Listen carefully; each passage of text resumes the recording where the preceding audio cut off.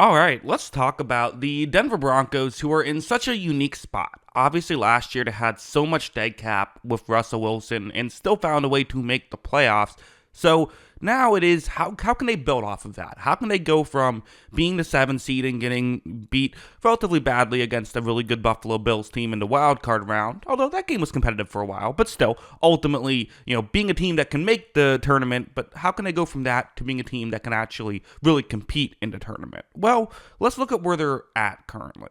First, we can use PFF grade just to kind of get an idea of where PFF feels this team is at. They say they had the 16th highest graded passing game, which is really impressive for a rookie quarterback. You hope that part of what can just make the Broncos better is your rookie quarterback gets better, right? That's a way that this can work.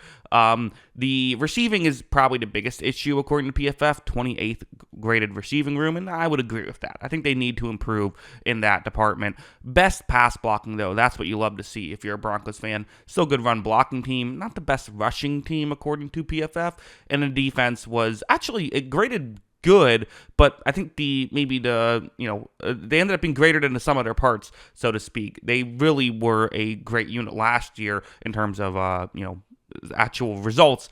Obviously, Pat Surtain being a big part of that, the defensive player of the year, and much deserved in my opinion.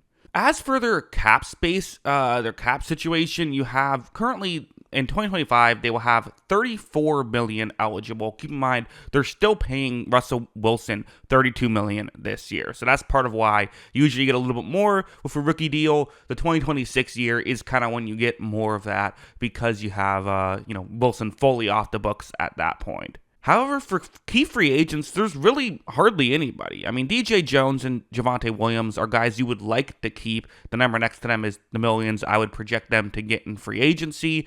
Javonte Williams is an interesting guy. It feels like the NFL just does not view him as highly as the fans do, so I don't know. We'll see how that goes. DJ Jones, kind of the opposite. Feels like NFL, he got $10 million a year last time he got a contract. Don't know if he'll get quite that much this time, but he honestly might.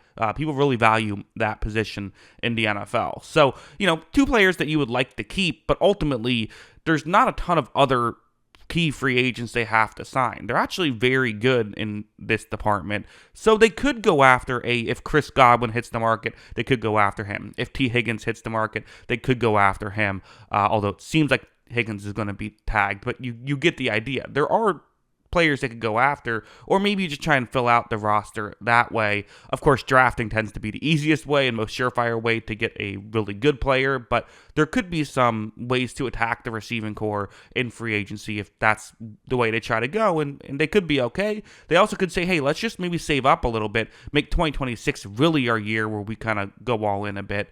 There also could be a trade option available. We saw the Texans try that with Stephon Diggs. Ultimately didn't work due to an injury, but there are things that Denver can do that way.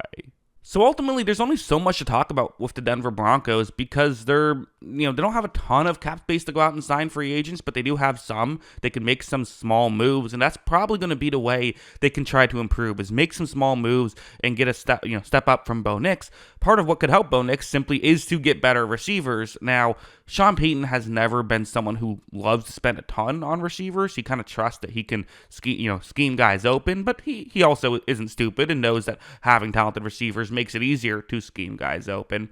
Worth mentioning as well, their draft capital. They have 7 picks. Interestingly, no 5th or 7th round pick, but they have 3 6th round picks. So essentially, more or less average draft capital, just in a weird way. So but as a whole, what would I do if I was the Denver Broncos? Well, I think I try to not go crazy. If a Chris Godwin hits the open market, I would totally pay him. I would totally try to get one of those good receivers if they're available. And honestly, if you have to trade for someone, as long as you're not giving up too much draft capital, I wouldn't hate that either. Part of me even wondered, could this be a Myles Garrett team? Maybe. I feel like I'm going to say that with every team, but I don't know. Depending on the draft capital, you could consider it because, again, Sean Payton can scheme receivers up. You can get talented receivers later than the first round if you have to give up a first-round pick, and they don't have a ton of holes right now, and they'll have the cap space to make it work. So, I don't know. That's a thought as well. But yeah, those are my thoughts. What are yours? Let me know in the comments below.